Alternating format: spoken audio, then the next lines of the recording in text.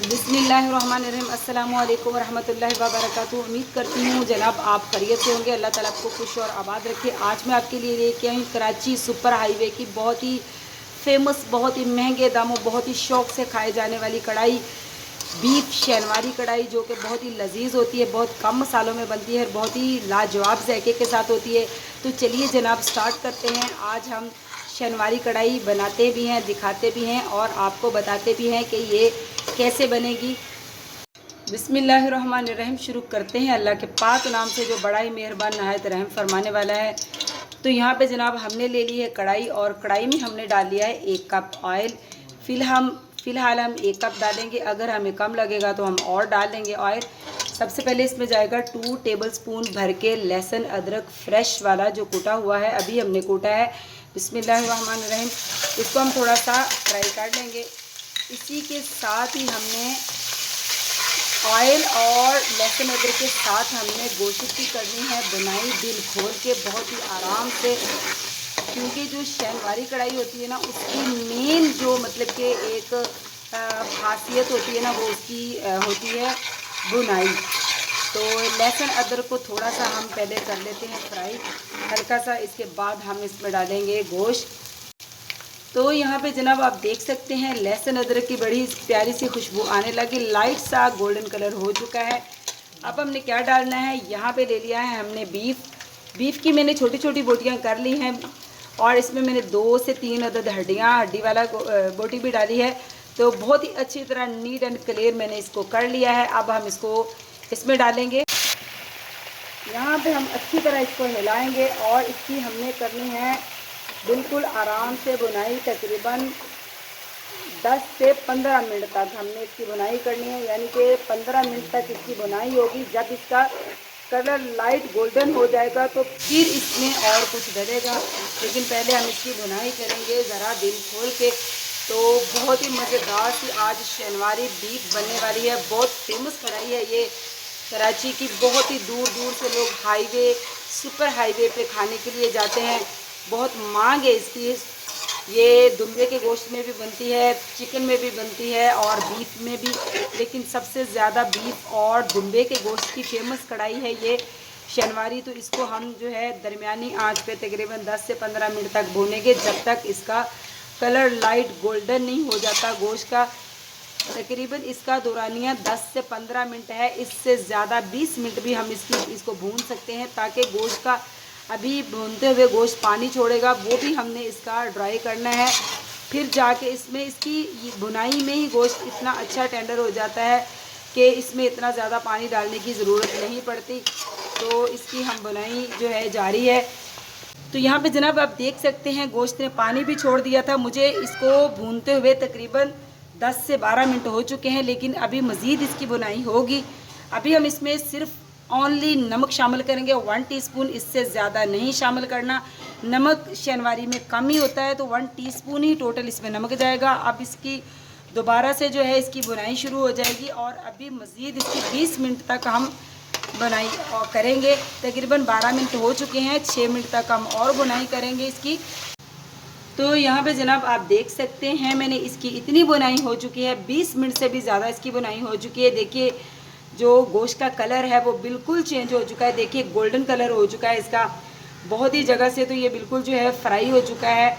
तो देखिए इसने ऑयल भी छोड़ दिया है। अब हमने क्या करना है, ऑयल काफ़ी है इसके लिए, मैंने कहा था अगर कम होगा तो हम और डाल लेंगे। अब हमने क्या करना है, यहाँ पे मैंने ले लिए हैं तकरीबन 7 अदद मैंने टमाटर ले लिए हैं। ये साबुत ही हम इसके अंदर रखेंगे। शैनवारी में टमाटर साबुत जाते हैं और जब नरम पड़ जाए छिलका तो फिर इसका जो है छिलका उतारते हैं।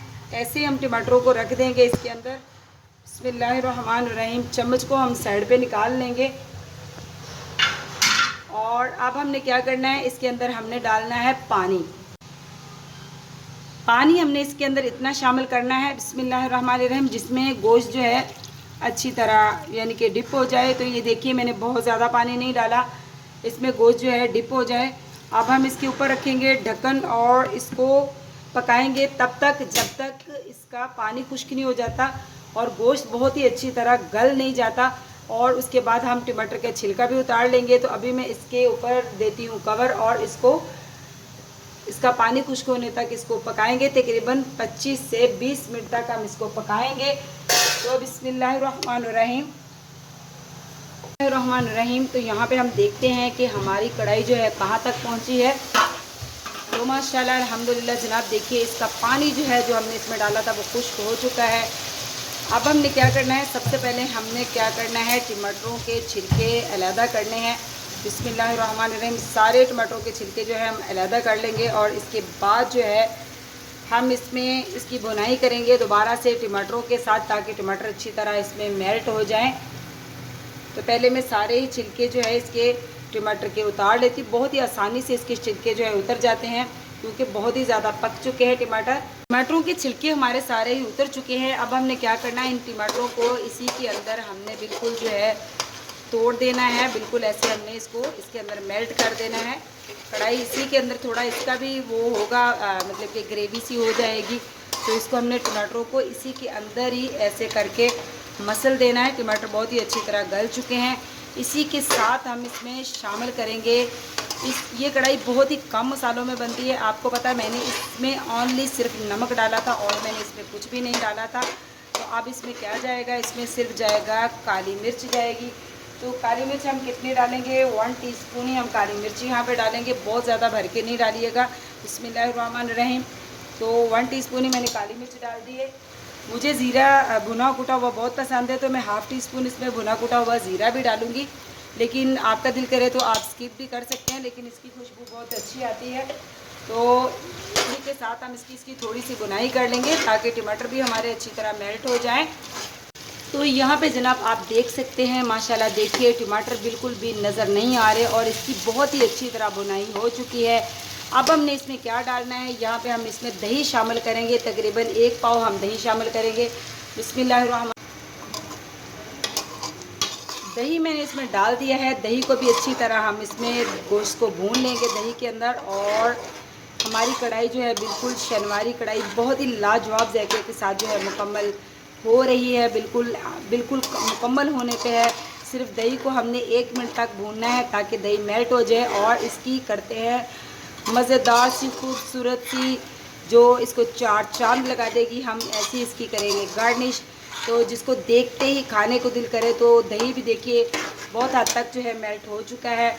दही को अच्छी तरह हमने 1 मिनट तक जो है गोश्त को इसके अंदर भूनना है, ताकि बिल्कुल दही जो है नज़र ना आए और बिल्कुल मज़ेदार सी इसकी ग्रेवी जो है बन जाती है टमाटर के साथ ही। क्योंकि इसमें प्याज किसी भी कढ़ाई में नहीं जाता, कुछ ही सिलेक्टेड सी कढ़ाइयाँ हैं जिसमें प्याज जाता है, वरना कोई भी कढ़ाई है जितनी भी कढ़ाइयाँ होती हैं इसमें प्याज नहीं जाता है, लहसुन अदरक और टमाटर ही जाता है।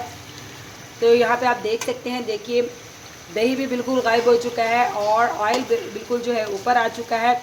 अब हम इसकी करते हैं गार्निश। तो गार्निश के लिए मैंने जूलियन जो है काटा है अदरक, और इसी में ऐसी मैंने सब्ज़ी मिर्चें और धनिया ले लिया है।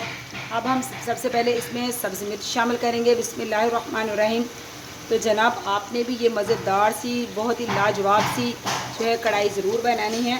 तो बिस्मिल्लाहिर्रहमानिर्रहीम। देखिए माशाल्लाह अल्हम्दुलिल्लाह हमारी जो कढ़ाई है बहुत ही मज़ेदार सी कंप्लीट हो चुकी है। इसको अच्छी तरह हम हिलाएंगे। बिस्मिल्लाहिर्रहमानिर्रहीम। अब मैं आपको दिखाती हूँ इसकी फ़ाइनल लुक। इसको डालते हैं हम प्लेट में, डिश आउट करते हैं और आपको दिखाती हूँ मैं इसकी फ़ाइनल लुक। तो माशाल्लाह अल्हम्दुलिल्लाह जनाब देखिए हमारी शहनवारी कढ़ाई जो है इसकी फ़ाइनल लुक भी आपके सामने, सर्विंग लुक भी आ चुकी है। देखिए माशाल्लाह कितनी गुड लुकिंग है। माशाल्लाह खाने से इसकी यानी कि लुक ऐसी है कि खाने को दिल कर रहा है। तो देखिए माशाल्लाह अल्हम्दुलिल्लाह। देखिए आपने भी ज़रूर शहनवारी बीफ कढ़ाई ज़रूर ट्राई करनी है। मटन में बनती है, बीफ में बनती है, दुम्बे के गोश्त में बनती है, ये बहुत ही लाजवाब। आप चिकन में भी इसको बना सकते हैं। मैंने अपने चैनल पे इसकी ज़्यादा क्वांटिटी 3 किलो की भी मैंने इसको चिकन में बनाया हुआ है। और आप मेरे चैनल को ज़रूर विज़िट किया करें, बताया करें मेरी कौन सी रेसिपी आपको कैसी कितनी अच्छी लगती है। जनाब बहुत गर्मी में आपके लिए अच्छे अच्छे खानों की रेसिपीज़ लेके आते हैं। तो आप भी ज़रूर लाइक किया करें, शेयर किया करें और कमेंट किया करें अच्छे अच्छे। तो मिलती हूँ आपसे ऐसी ही किसी और मज़ेदार सी रेसिपी के साथ। तो अल्लाह हाफिज़।